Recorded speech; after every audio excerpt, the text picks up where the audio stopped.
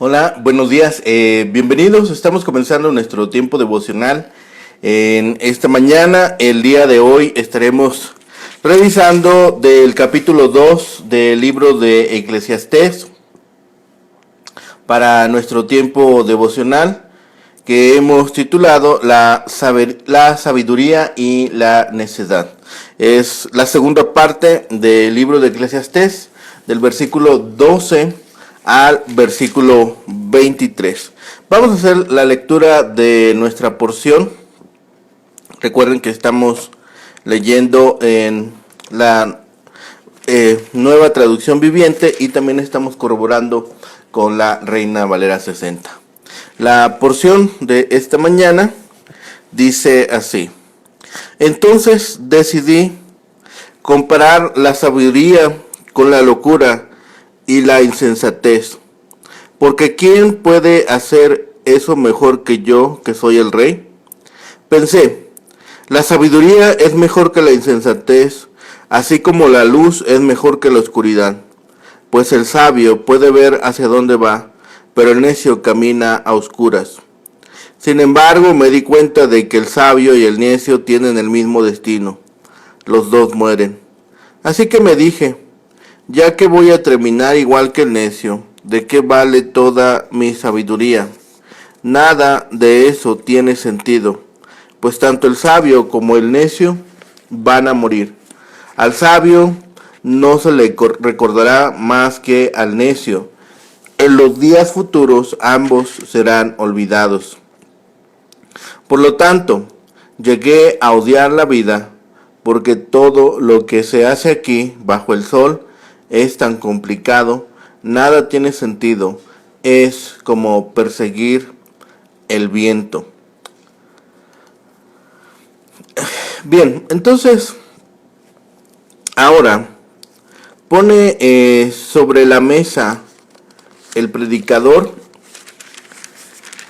el contraste con la necedad y la sabiduría. El predicador vio la diferencia entre ambas y observó que son diametralmente opuestas, tanto como la luz y las tinieblas. El sabio es como el que ve, y el necio se vuelve como el ciego.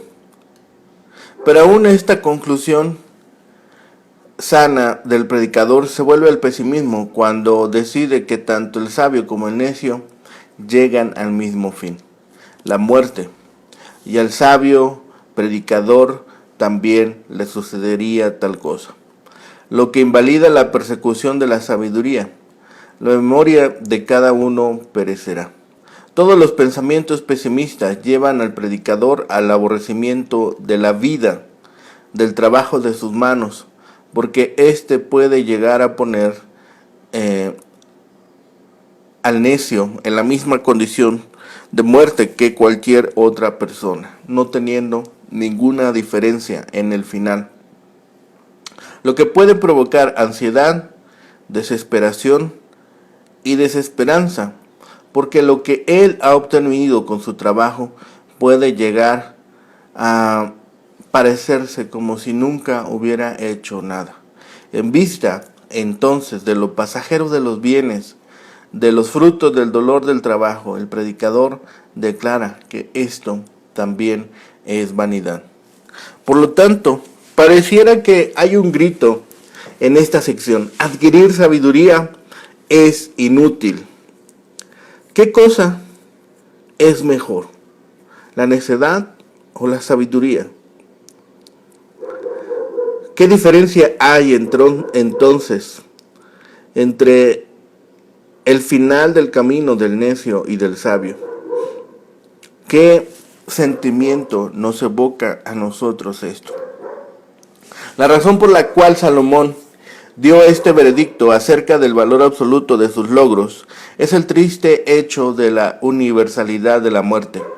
Al señalar que su experimento, que sus observaciones respecto al valor del placer podría duplicarse de alguna manera, pero no superarse.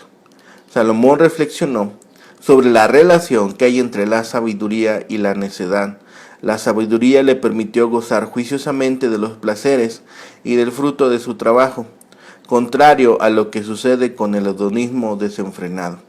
Llegó a la conclusión de que había cierta ventaja en la sabiduría.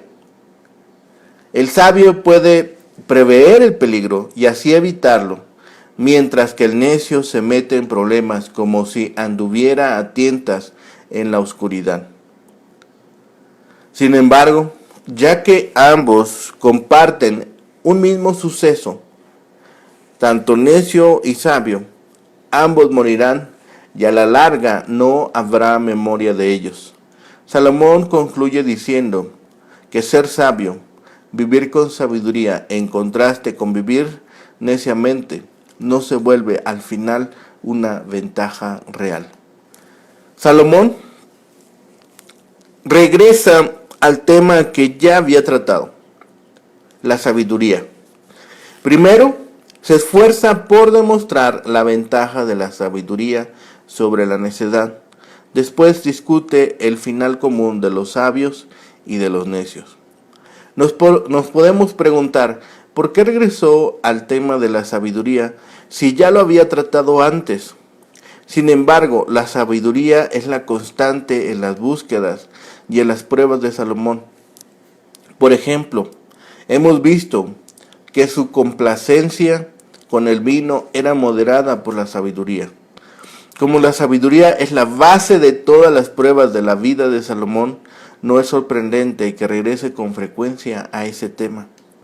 Salomón en el versículo 12, si lo leemos en la Reina Valera 60, dice: después volví yo a mirar para ver la sabiduría y los desvaríos y la necedad, porque ¿qué podrá hacer el hombre que venga después del rey? Nada, sino lo que ya ha sido hecho. Relaciona aquí la estimación que tiene por la sabiduría con su posición de rey. Apenas ha terminado de describir sus grandes logros y ahora pregunta: ¿qué podrá hacer el hombre que suceda al rey? En otras palabras, si yo no pude encontrar satisfacción en los enormes proyectos que terminé, ¿qué razón hay para suponer que la siguiente generación de alguna manera encuentre las respuestas? Han pasado casi 4,000 años desde la época de Salomón. Y a pesar de todas las generaciones que han venido y han ido, la humanidad no está más cerca de encontrar el significado de la vida. Notemos aquí el paralelismo que se encuentra en estos versículos donde Salomón compara al sabio con el necio. La diferencia es parecida a la que hay entre luz y tinieblas. Salomón describe una imagen del hombre sabio que camina por todos lados con los ojos bien abiertos, mientras que el necio tropieza en la oscuridad.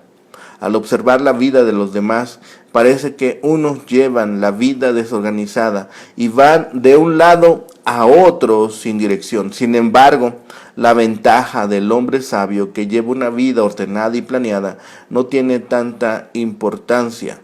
Previamente, Salomón trató las enormes limitaciones que debajo del sol tienen sabiduría y la tristeza que le acompaña, la tristeza que trae. Ahora habla sobre ese gran igualador entre el hombre sabio y el hombre necio, que es la muerte. Cuando dice: como sucederá al necio, me sucederá a mí, no quiere decir pura casualidad o suerte ciega, pues la Biblia en ninguna parte enseña eso. La pregunta que hace el rey es: ¿para qué pues me esfuerzo hasta ahora por hacerme más sabio? Se vuelve retórica. La respuesta es obvia: para nada. Eso también es vanidad. En el versículo 16, leamos nuevamente en la Reina Valera 60, dice: porque ni del sabio ni del necio habrá memoria. Para siempre, pues, en los días venideros ya todo será olvidado, y también morirá el sabio como el necio. Salomón habla de ser olvidado, el tema que presentó en el prólogo. La muerte es amarga y el olvido, porque todos debemos pasar por ese trance, por ese paso, por ese proceso. Al pasar el tiempo, nadie se interesará por los que murieron años antes. Muy pocos les recordarán. Por supuesto, Salomón todavía está hablando de las cosas debajo del sol.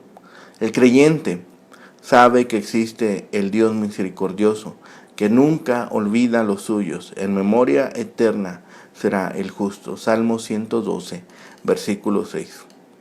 Después de desarrollar con mucha habilidad el tema, Salomón termina esta sección con una nota final. Y lo mismo morirán el sabio como el necio. Todo el orgullo humano fundado en la sabiduría se destruye con esta afirmación.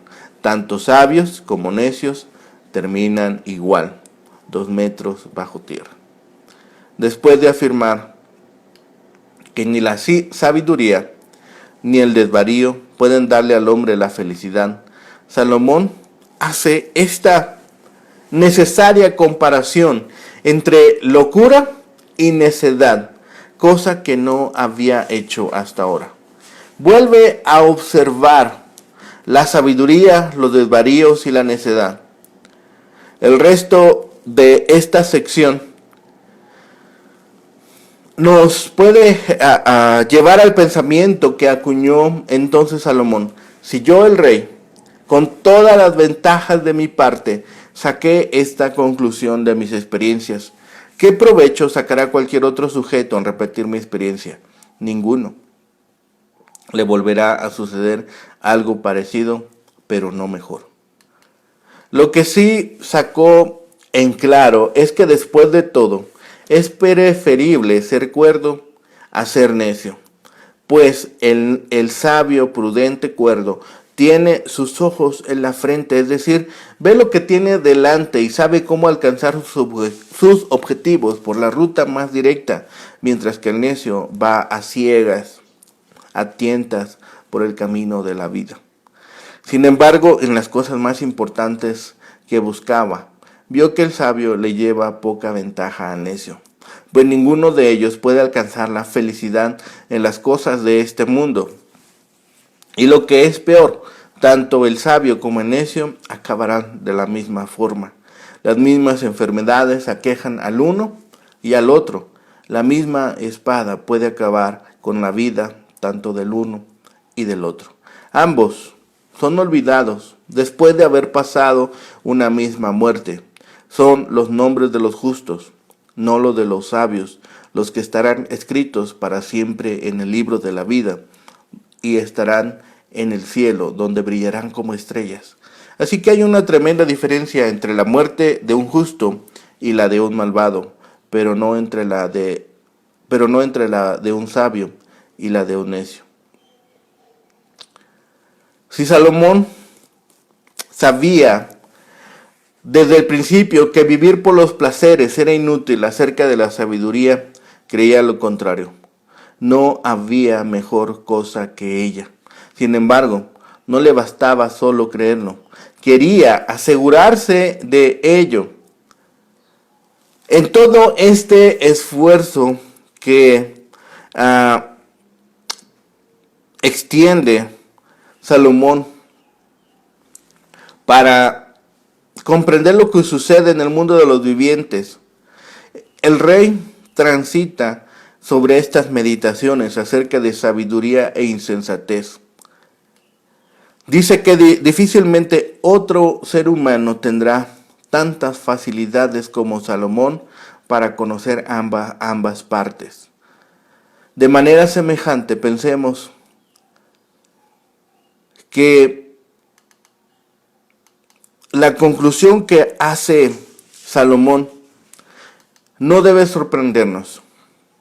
La sabiduría ciertamente tiene ventajas sobre la insensatez, porque el prudente evita muchos errores en los cuales caen los necios.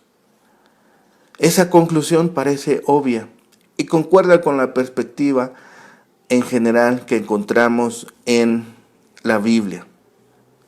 Pero el hijo de David se puso a reflexionar más intensamente. Se puso a reflexionar sobre el destino que espera a sabios y a insensatos. Ambos morirán ciertamente, aunque él, el más sabio de todos, tendrá el mismo final. Salomón llega a desalentarse, porque el esfuerzo que había él imprimido en esta sección había sido en vano, porque él iba a terminar exactamente como el necio, muerto también. Frente a esa realidad brutal, algunos sabios se consuelan con la esperanza de que su recuerdo perduraría. Pero Salomón había visto que la gente rápidamente olvida a los difuntos. Angustiado, tuvo que admitir que la muerte hacía vana, inútil toda la sabiduría que él tanto había tratado de obtener. Esto llevó a Salomón a ver la vida en forma negativa y amarga. Dijo que aborrecía la vida porque la obra era fastidiosa para él. Concluye el autor diciendo que si a fin de cuentas no hay diferencia alguna respecto a cómo vive una persona y no hay nada de absoluto valor en qué ocuparse, entonces toda la vida y sus logros son inútiles o vanidad y aflicción de la vida. Y si somos incluso un poco más observadores, e incluso lo hacemos con más detenidad, con más intensidad acerca de estos elementos, podemos observar las mismas conclusiones que hace Salomón. Todos sus quehaceres fueron sobre cosas de este mundo. Ambos, el rey y el necio, trabajan por alimento. Su trabajo del rey es sabiduría, conocimiento y rectitud.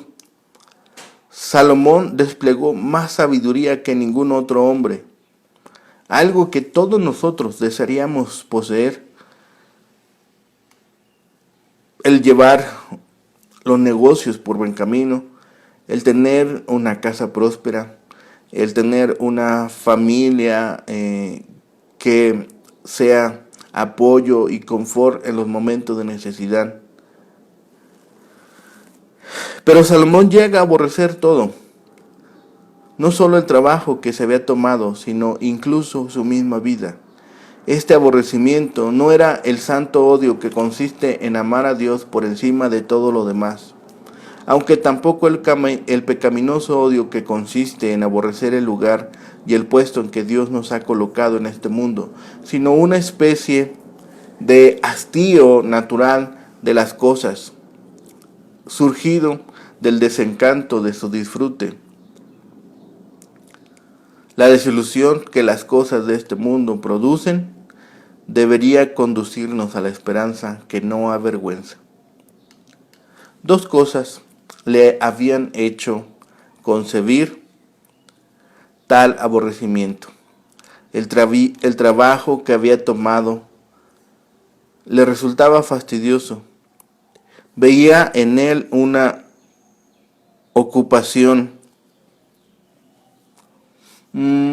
penosa y sin provecho. Ni goza de la vida de día, ni reposa del trabajo por la noche. Por aquí se ve la necedad de los que se olvidan de Dios y se afanan únicamente por las cosas de esta vida. Solo sacan fatiga sin provecho. Todas las ganancias de sus fatigosos trabajos habían de ser para otros.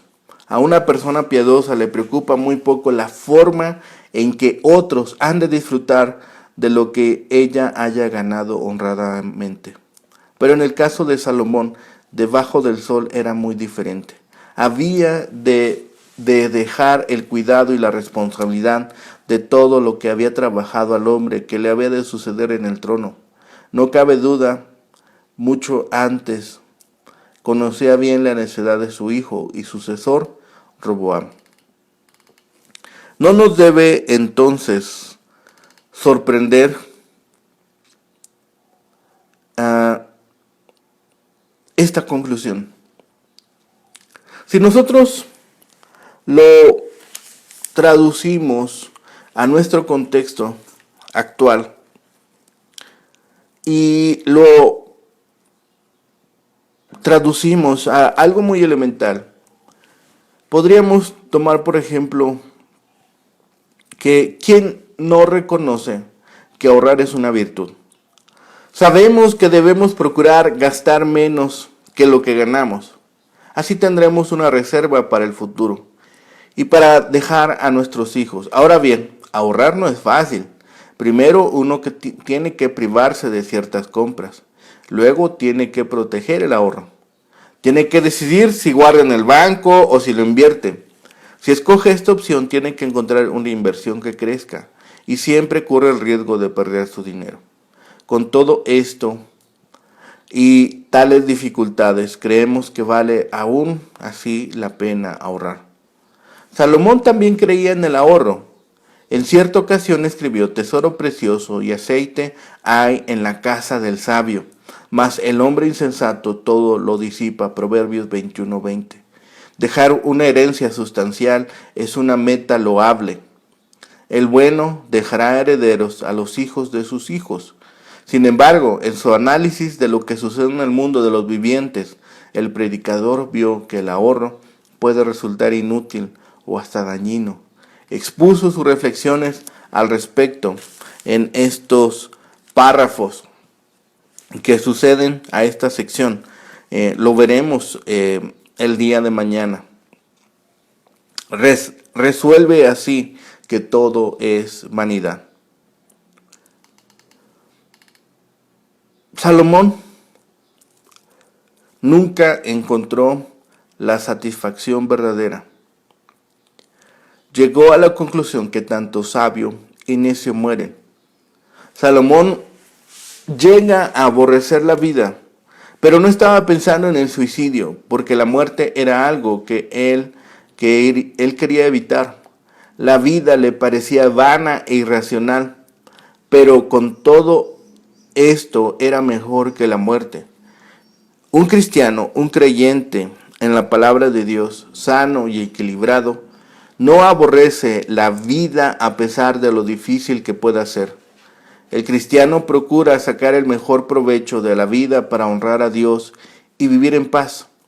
El mundo desilusiona, pero Dios nunca defrauda. Salomón no solo aborreció la vida, sino que también la riqueza que resultó de su arduo trabajo. La riqueza nadie la puede llevar al morir. El dinero debe usarse para disfrutar honestamente de todo lo bueno que Dios ha creado para el bien del hombre. El dinero debe usarse para suplir necesidades de otras personas. Aunque no podemos llevarnos los bienes al morir, sí podemos enviarlos por adelantado al usarlos conforme a la voluntad de Dios. No podemos proteger la riqueza que dejamos al morir. Lo que dejamos a alguien quizá lo malgaste. Entonces, ¿qué podemos concluir de esta sección? ¿Qué podemos rescatar de estas reflexiones que hace el predicador? Aceptemos la vida como un don de Dios. Disfrutémosla de acuerdo a su voluntad. Ocasionalmente Dios hace que la riqueza del pecador quede en manos de los justos. Lo vimos en el libro de Proverbios. Pasó con Israel en Egipto, mientras éste era sacado de aquellas tierras donde se mantenía cautivo. La vida y la muerte, la sabiduría y la riqueza, toda está en manos de Dios. Todos los elementos de la vida Él las tiene, las contiene y las administra. Así que sabiduría y necedad tienen aquí este confrontamiento, tal vez no definitivo, pero sí que debe marcar nuestra memoria y debe llevarnos a pensar sobre este punto. El predicador estudia entre este contraste entre necedad y sabiduría. El predicador observa que hay una gran diferencia. El sabio se compara entonces a este hombre que observa todas las cosas y discierne sobre ellas, y el necio como el ciego, que no puede observar nada, que no puede discernir nada, porque ha carecido de la vista. Esa es la conclusión del predicador, que parece que es pesimista cuando decide que ambos tienen el mismo fin. Que sucedería lo mismo al sabio como al necio. Y pareciera que esto invalida la persecución de la sabiduría, porque perecerá la memoria de nosotros mismos. Y todos estos pensamientos pueden llegar a hacernos aborrecer la vida y el trabajo y esfuerzo que podemos imprimir en todas las cosas. E incluso puede aparecer la desesperación y pensar que lo que hemos adquirido es nada. Pero pensemos en Dios, quien a todas las cosas le da sentido. Recordemos que para el que cree en Dios, todas las cosas le son para bien. Así que aún estos discernimientos que parecen desesperantes, que parecen desastrosos, incluso destructivos para alguien, para el creyente, estas meditaciones le son provechosas, porque entonces puede valorar la grandeza de la riqueza de los dones que Dios nos profiere por medio de su amor, de su misericordia, y el mayor don de todos, que es la salvación en Cristo Jesús. La salvación por medio de el sacrificio vicario en la cruz. Demos gracias a Dios porque hemos conocido esta gran bondad de Dios a través de Cristo, a través de su siervo, y estemos dispuestos a seguir todas sus enseñanzas y no correr el peligro de aborrecer la vida y pensar que todo lo que hacemos es inútil, sin provecho y además efímero, porque en Dios todos los justos tendremos memoria. Oremos. Bendito Padre y Señor, gracias te damos en este día, Señor, porque nos permites, Señor, observar la luz de este día, complacernos en tu bondad, dar gloria y honra a tu nombre, Señor, por tus misericordias y por el amor que despliegas sobre cada uno de nosotros, tanto en el justo como en el necio. Gracias, Padre, por tu cuidado. Gracias, Señor, porque hasta aquí nos has sostenido. Te pedimos, Señor, que nos permitas en este día glorificar tu santo nombre, Señor, y compartir con alguien más de este mensaje de salvación. Te pedimos, Señor, que des fuerzas al cansado, que lleves consuelo al desesperado, sanidad al enfermo. Y, Señor, que todo aquel que busque tu rostro, Señor, te halle. Que todos aquellos que están desesperados, que están tristes, que se sienten abandonados, Señor, o incluso tienen pensamientos de suicidio, Señor, encuentren en ti el refugio, la consolación a sus mentes y corazones, Señor, y puedan reconocer que en ti hay esperanza. Padre bendito, lo rogamos. Sabemos que tú has de atender a nuestro ruego y sobre todo, Señor, que nos seguirás sosteniendo para cumplir con el trabajo que tú has establecido para nosotros. Gracias te damos, Señor, y todo lo rogamos y pedimos en el bendito nombre de Cristo, Señor y Salvador nuestro. Amén. Que tengan un excelente día, que el Señor les bendiga.